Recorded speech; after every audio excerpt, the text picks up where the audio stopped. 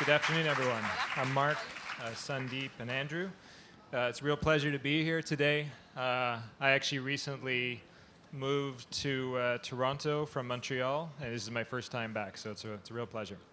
And so let me just, we're going to introduce ourselves in a second. We won't do that standard panel thing where each panelist take 10 minutes to read you their bio. We won't do that, but it's important that you know kind of who's here and why we have a perspective on this topic. But I'm just going to take a second and I'll get my bio out of the way and set the stage for today's topic. So I spent 12 years as a CFO for a bunch of venture-backed startups, and then went to the dark side for 3 years, and I was a seed stage investor at Real Ventures.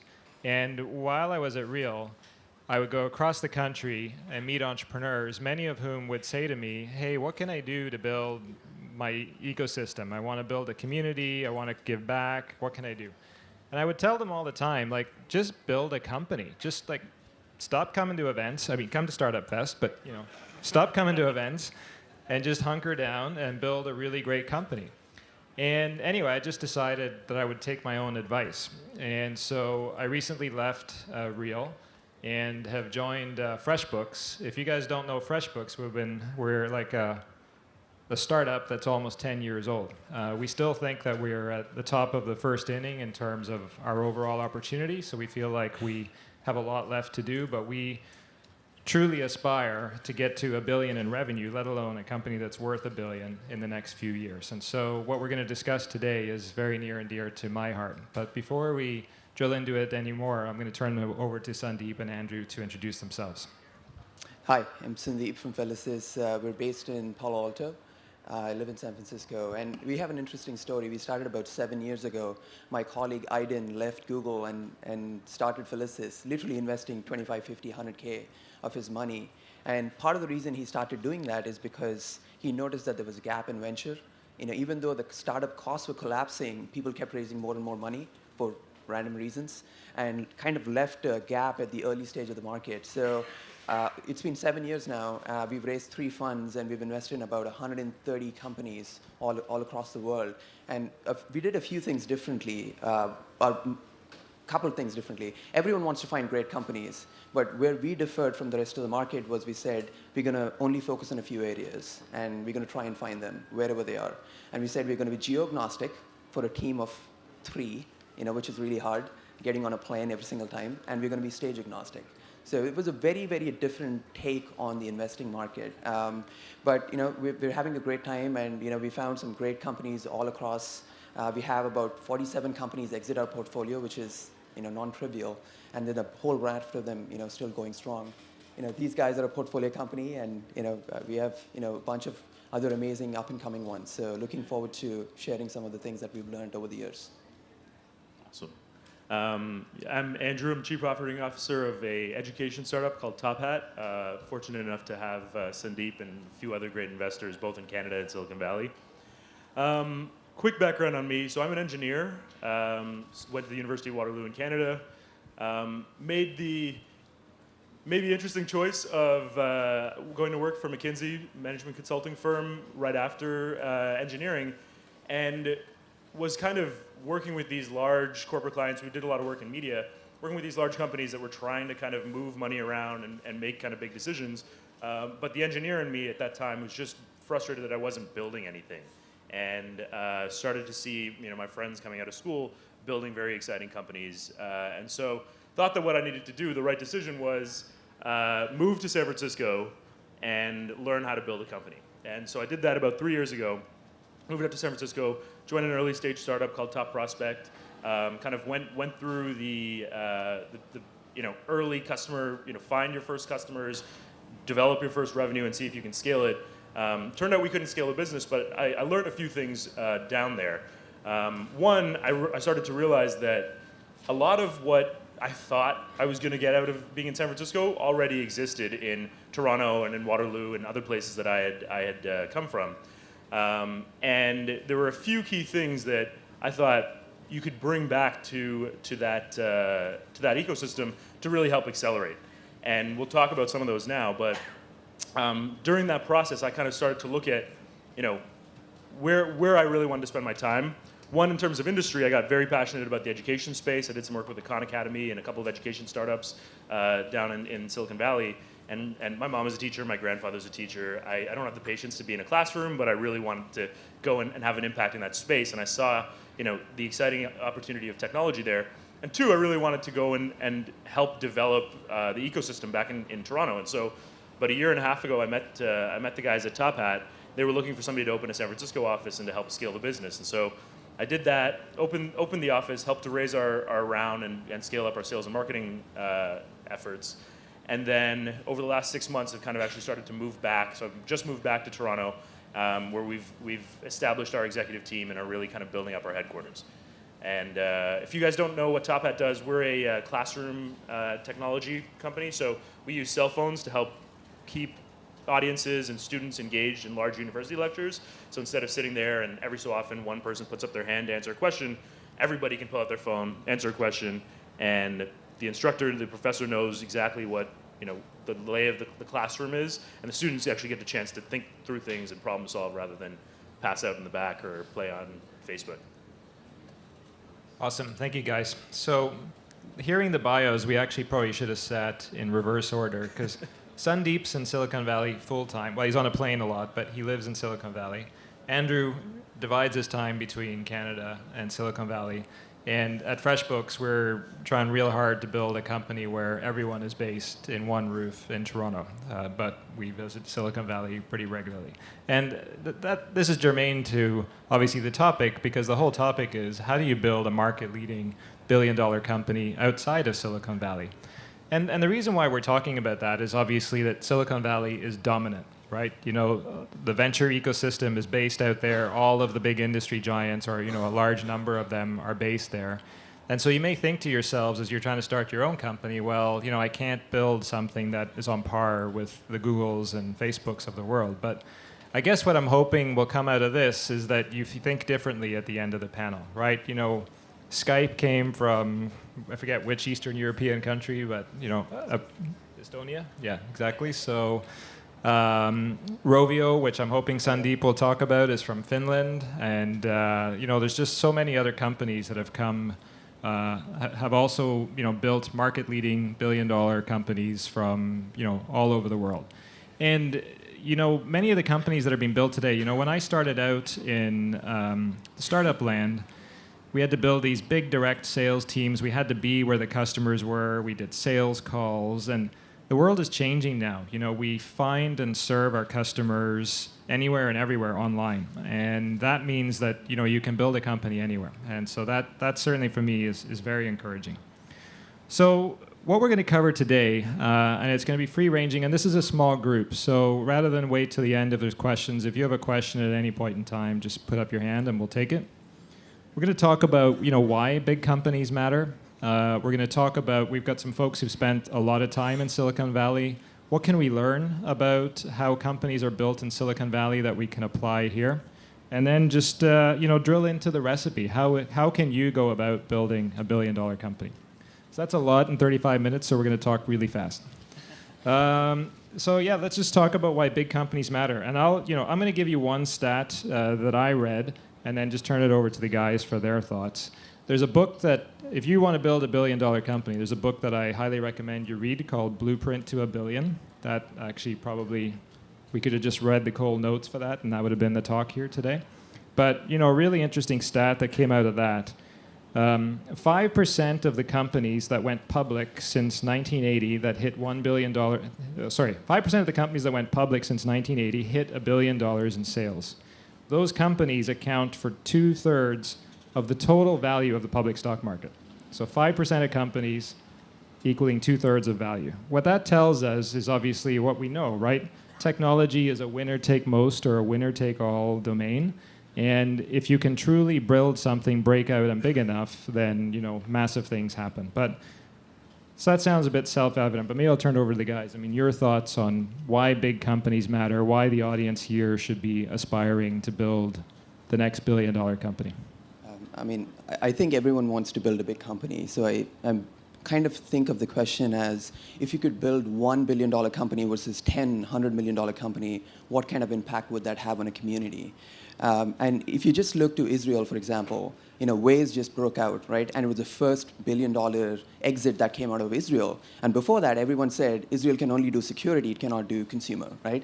And now, all of a sudden, the narrative has completely shifted, right? So the dollars are flowing in, more founders are dreaming about building consumer companies out of Israel. The whole game has changed. Now, there's a bunch of other companies which came before that, which had smaller exits in the consumer space, but almost no one paid any attention. So that is the effect that large companies have. They kind of draw an ecosystem together. And the other difference is that if you think about, founders will do well regardless of how big a company gets, right? Even if the company sells for 50 million, 100 million, 20, 30, 40% of the company, that's fine. But there is the next set of people right below the founders, about 20 to 30 folks who are senior management, early employees, and so on, who typically own between 0.25% to 1% of the company.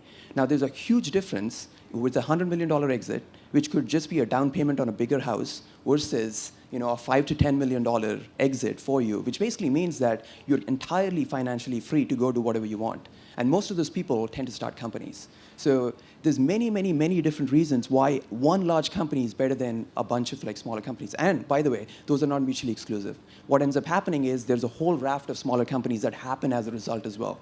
So it's really fascinating to see what happens once a big company breaks out. And all the skills that you learn with a fast-growing company, you pick up the playbook, you know exactly what you need to do, and then you just redo that all over again, a few times over. So that's why I think large companies matter and large exits matter in an ecosystem, because they can really help shape the ecosystem.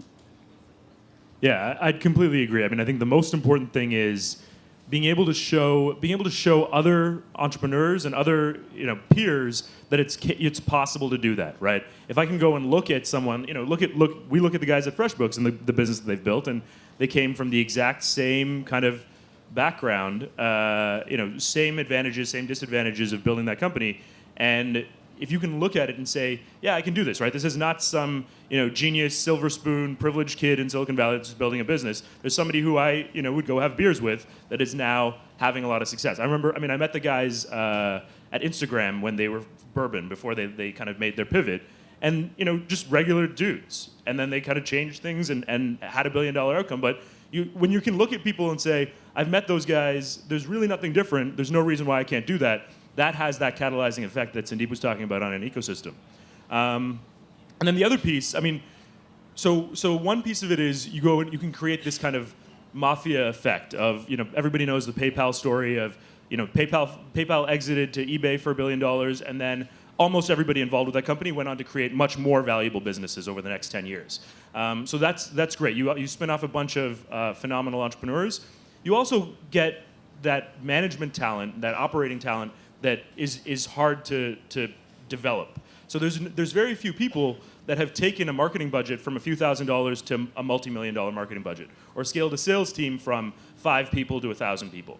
And being able to go and find those people who have done it before and bring them into your company just accelerates the pace. And so, a good example, we just brought in a CFO who was employee number 2 at Eloqua, saw them all the way through their IPO, their acquisition, and then wanted to do it again. And from the day he started, the way that we think about our business, the way that we operate our business has been completely different. And so those kind of things, by going out and creating those big companies, you allow people to develop that talent, that expertise and skill set, and see that story before.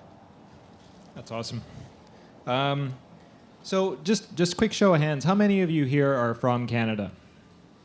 So pretty much everyone, right? So just I don't want to belabor this point too much, but just to kind of talk about how important a single company can be, to your point, Sandeep. Waterloo, you guys are based in Waterloo, right? We started in Waterloo. We just moved to Toronto. So Waterloo, RIM, maybe it's not doing so great these days, but RIM has had a massive impact on the ecosystem there. And I don't know what came first, whether it was University of Waterloo or RIM, but in any event, there's this self-reinforcing thing that is just awesome. And so I think maybe we'll move on, and hopefully you're all convinced that billion-dollar companies are super important.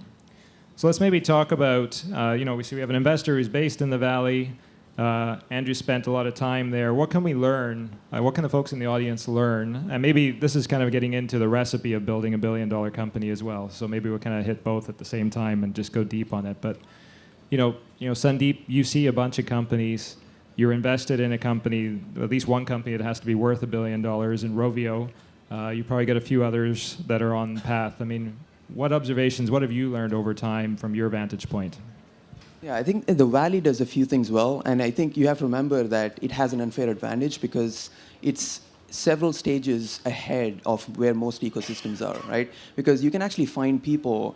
I actually was talking to someone last week who was doing his 4th startup, and the way he picks companies are security companies, essentially between 20 to 30 people, and waits until they go public or get acquired for a large amount. And that's the specialization. This is the 4th company in a row, right? So you can keep doing that.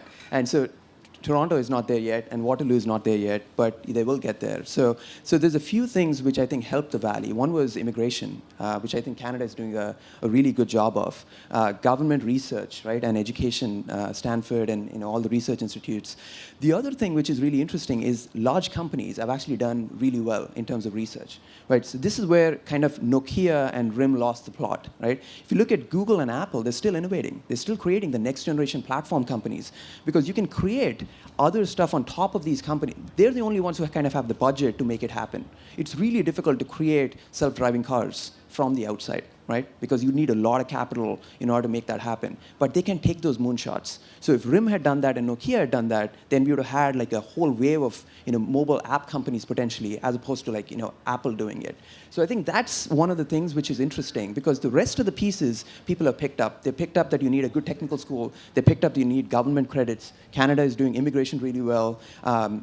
University of Waterloo is doing co-op programs, which is very, very important. Training the students with the skills that are required to actually succeed in startups is super important because most people are like, oh, I'll just teach you the curriculum and I'm just going to let you figure it out in the startups. It just doesn't work that way. And Stanford always had a good balance of sending people to the industry and spinning companies off and so on and so forth. So the rest of the stuff has been picked up, but I think once a company goes large, what ends up happening is, in an ecosystem, either it doesn't come back to the ecosystem because people don't invest, they retire and they don't find the next generation entrepreneurs to sort of go back and invest in, or the large companies get complacent and they're not leveraging the advantage to sort of create more. Apparently there's a train passing by. Yeah, surprising. But those are the thoughts I had. Is the Valley essentially has a little bit of a time advantage, but it also has a few things that it had going, which spun the flywheel, and it's really hard to stop it right now, right? So for the rest of the ecosystems which don't have that flywheel, it's important to have that self-reinforcing effect. The only other thing I'd add is the overall attitudes of people. When you see a company go from 0 to $1 billion in 12 or 18 months, you have as an executive, as an investor, as a business development person, a person in the ecosystem, it's worth your time to meet and help as many people as possible. So just even from a purely, I think that there's some altruism involved in the ecosystem that goes on in Silicon Valley, but even from a purely kind of self-motivated perspective, it's worth listening to every new entrepreneur, every new idea, and do whatever you can to help them because one of them may be the next Mark Zuckerberg, may be the next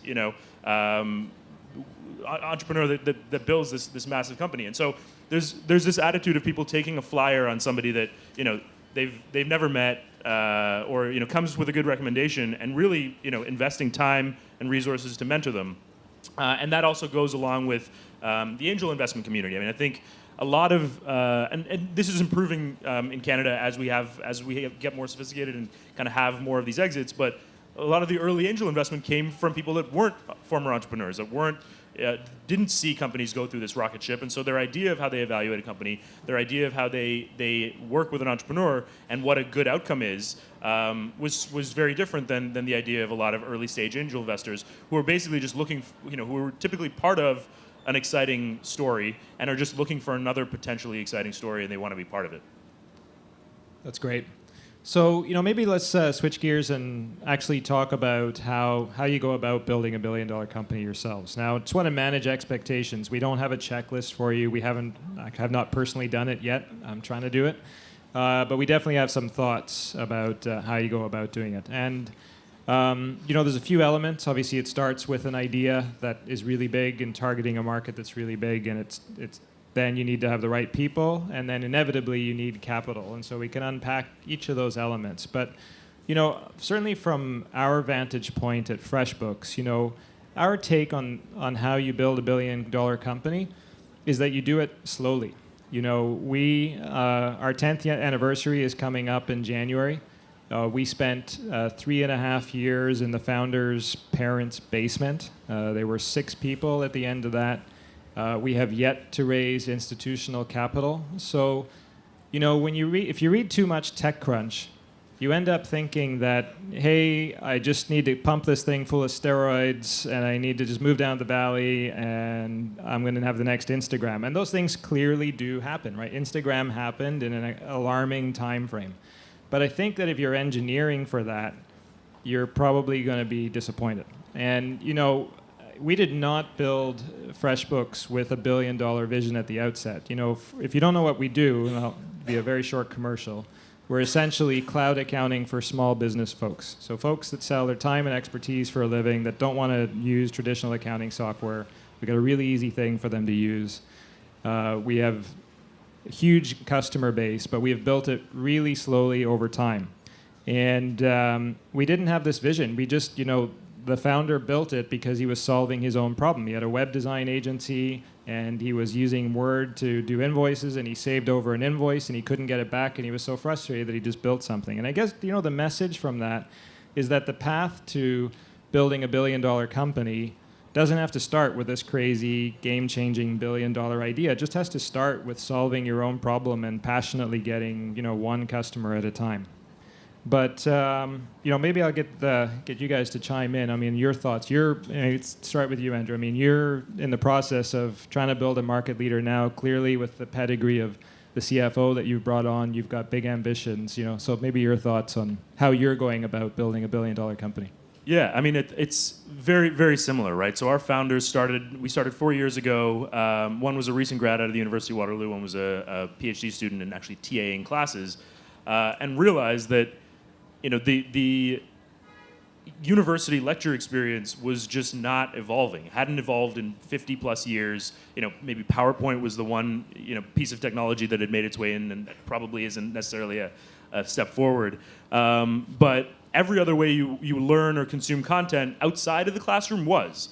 And so students were entering school and just getting disengaged in their first lecture, in their first semester.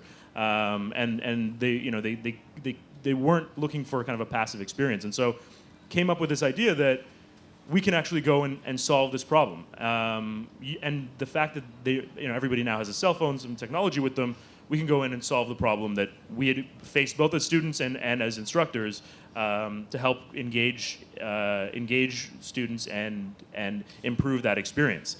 And that was the idea. And didn't think that it was going to be a massive billion-dollar company, but immediately, as soon as we built the right product and showed it to the right people, it started to catch on. We had professors saying, "I've been looking for exactly this product." We had students say, all of a sudden I understand what university is for, right? And you hear those stories and you realize, okay, there's something here. And as we started to kind of build this, we realized that, okay, there's a big market and there's also a big opportunity, behind it. If you think about the data and the relationships and the market that we're building, there's actually something massive. And that was the reason why I ended up joining Top Hat. I was actually looking at starting my own ed tech company in the Valley. And after spending some time with them and realizing the market potential and speaking with some customers, I saw that there was something big. And so every kind of wave of executives that we've brought on has almost pushed the company to think a little bit bigger. So we brought on Ralph, our CFO. We just brought on Gene, our VP of Sales from Blackboard, probably the biggest education tech company. And they look at what we've built up to now as kind of the first nugget of something that could be massive. And they bring kind of their expertise and experience to it and say, okay, well, how do we take this to the next level?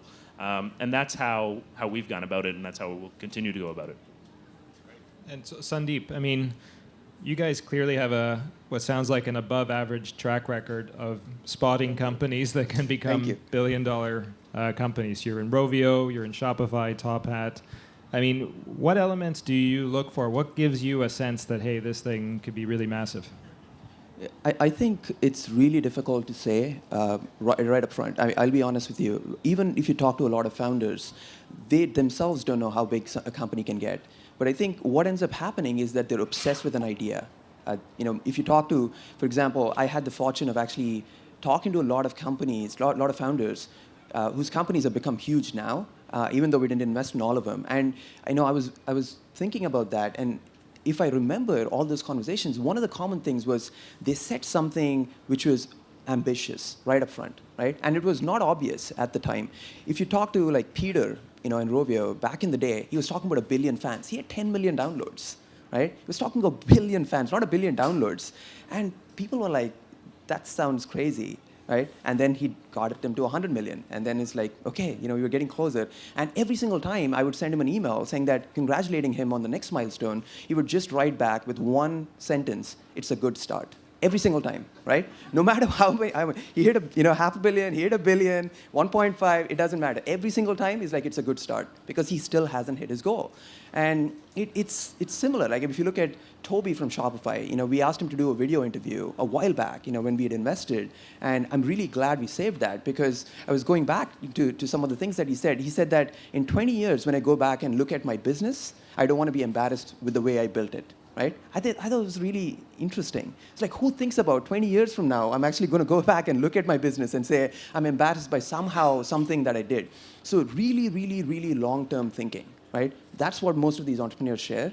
And what ends up happening is that, so that's one way of doing it. I spoke to Ben from Pinterest. I had the fortune of, spending a little bit of time with him. And he was obsessed with the internet, and he just wanted to build a big company on the internet. That's it, right? And he just did not know which one, so he waited and waited and waited until it happened. So that's another way of kind of doing it. He did not have a specific idea in mind or a product in mind. He just had an obsession about a certain space. So we have Counsel in our portfolio, and they had the same thing. Ramji and Balaji, they were like, genomics is the next internet. We need to find something to do here, right? And then scanned the surface and figured out where to sort of build that company. So it can happen in a whole range of ways, but almost always it starts with making, or WhatsApp guys, the Brian and Jan, when you first meet them, they're like, I'm going to have 500 million people using my messaging service, lightweight messaging service. I'm never going to add any features to it, and I'm going to make $1 from them every year. That's my business model. No ads, nothing. Right? They've stuck to it, and they're halfway there in 3 years. They have 250 million monthly active users. It's amazing. Who would have thought? Right? You would have thought that messaging wars have already been won.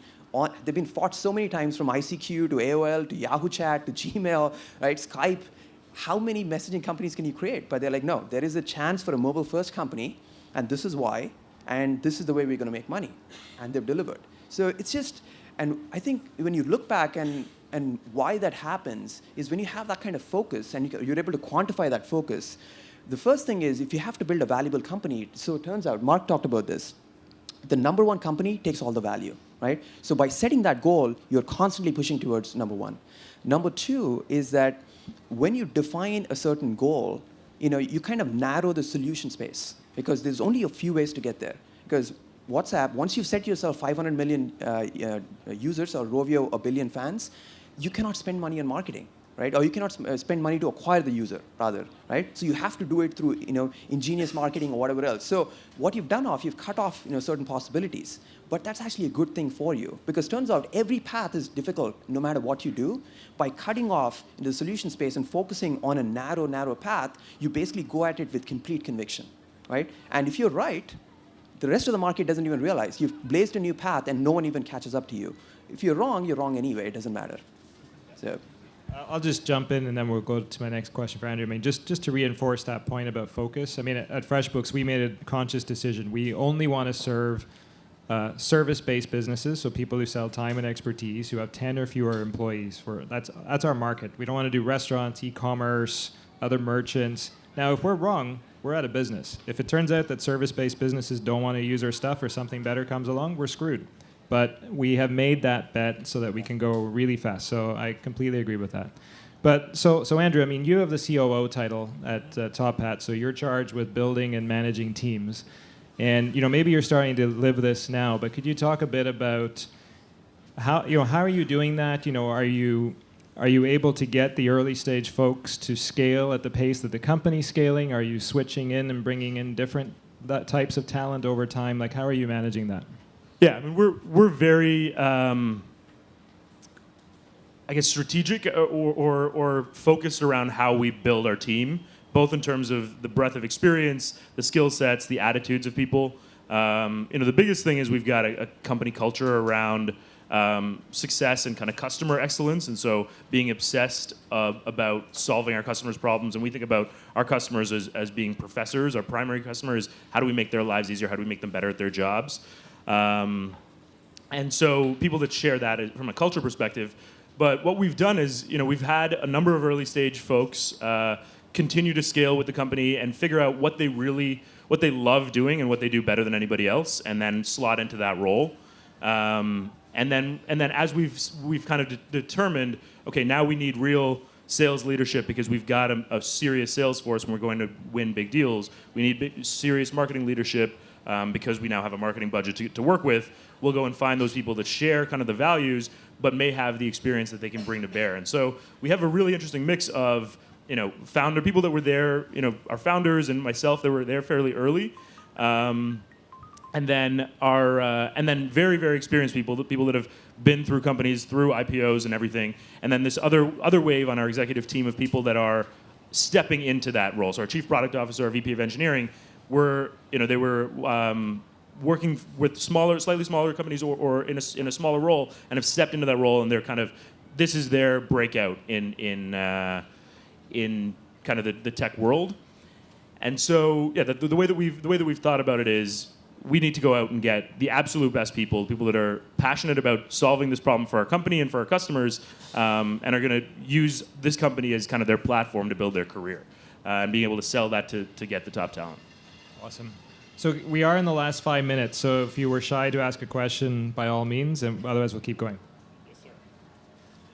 Tony from Startupfest. My question is, Mark, you are a kind of rock star in the startup community. You joined FreshBooks.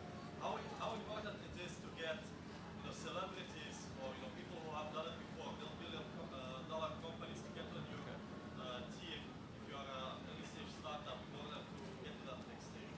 All right. So I'm going to try not to be embarrassed as I repeat the question, which is, Mark, you're a rock star. How important is it to get rock stars as you build your company? I think that's what he said. And, I'll tell you that what's really important is to get folks who have been there, done it, and got the T-shirt. Whether they have some kind of profile or not, I think, has absolutely no bearing on the matter. And something that we are really trying to build at FreshBooks is a team-based culture, not a rock star culture. We don't want to have one or two folks who, first of all, if they leave, we're screwed, and second, mess up the culture while we're there. So, it's funny. We have Mike, the founder, has completely built a management team over the last 3 quarters. We've got an amazing CMO, amazing CTO, VP of HR. And the point is we've got folks who have a lot of experience, big company, small company, have been through the life cycle a bunch of times.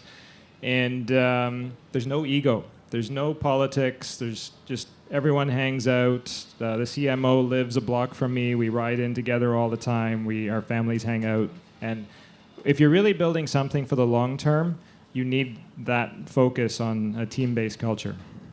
I don't know if you guys have any thoughts on that, but that's definitely where we stand on that. It's all about the team, not about the individual.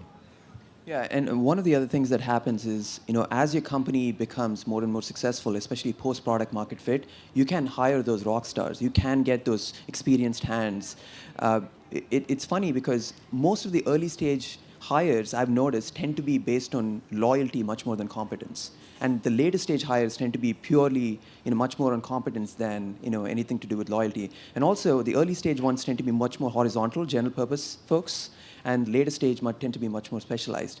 So that's why if you have a founding team that does not have high standards, if they hire out of loyalty and they don't set a high bar, the DNA of the team actually ends up getting screwed up early on. So that makes a huge difference. But almost everyone will usually hire people they know early on, because loyalty is much more important during the early days because no one believes in your company. You have to get people to quit their jobs, come and work for you for free, do something else, and it's usually people who you know and trust, and they do it because you're the leader in their group, in the university or the place you worked, and they've really trusted you, and they're like, okay, you know what, we're just going to follow you because we know that you're going to deliver the goods. This question over here. Hi, I'm a professor at the university, and I've been using clickers for more than 5 years.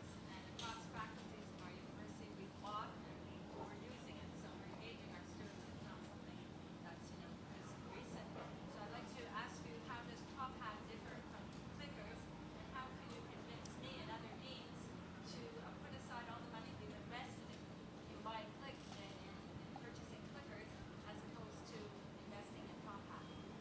Sure. I'm happy to go through this. So the question basically is, how can you get a new customer? Why are you better? Why is Top Hat better than clickers? Sure thing. The clicker concept is great. That was a lot of the motivation. We saw the impact that clickers were having and if you guys don't know what clickers are, these little hardware devices that students buy, and then they've got 5 buttons on them. You can kind of select multiple choice responses, and so they're being used in a lot of universities around the world. What we said was we'd like to be able to roll these out faster, save students and universities money, and do a lot more with the technology that students already have, right? So students come in, they're used to using their phones, they're used to using kind of technology that they bring with them. Let's meet them where they are, and then extend that functionality. So rather than the phones being a distraction, rather than them having to go and purchase dedicated hardware, our philosophy was that software and mobile technology was going to replace a lot of dedicated hardware, and so rather than kind of continuing to have students and managing the logistics, if a school's already purchased clickers, use software, use the technology that students have, and then facilitate a lot of other types of interaction.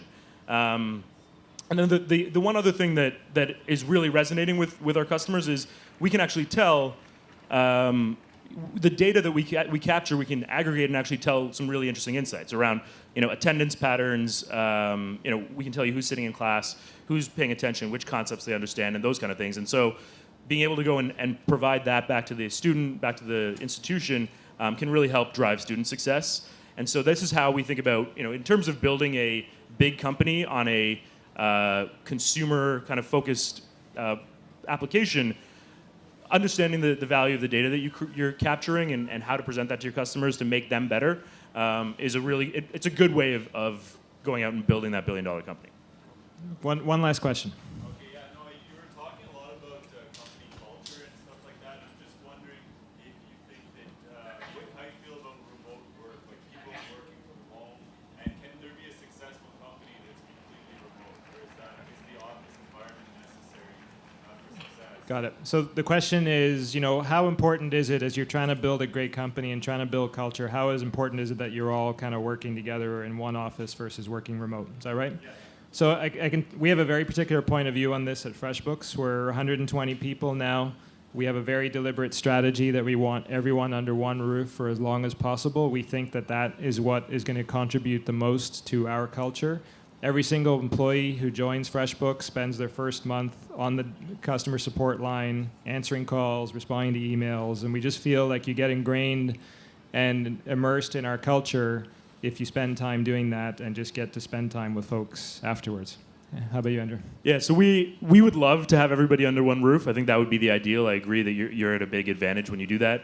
Our philosophy was, when we were going out and hiring, we blew out our sales team aggressively over the last year, and we were looking to hire kind of the top people we could find anywhere, and that was the primary focus. And so we ended up with people in certain kind of geographic areas. So we ended up with a Chicago office, San Francisco office, and then a Toronto headquarters. And we've got a few outside salespeople scattered around the U.S. Now, it's a challenge. This is something that we actively try and bring everybody together as often as possible. You come up, spend 3 weeks at our Toronto office. When you start, We have Google Hangouts on all the time. We're trying to kind of maintain that culture. It's not the same as having everybody in one office, but we kind of made that trade-off to be able to go out and get the best, kind of most passionate people that we could in those roles. Awesome. All right, well, we're officially into overtime. Please join me in thanking Sandeep and Andrew. Thank you.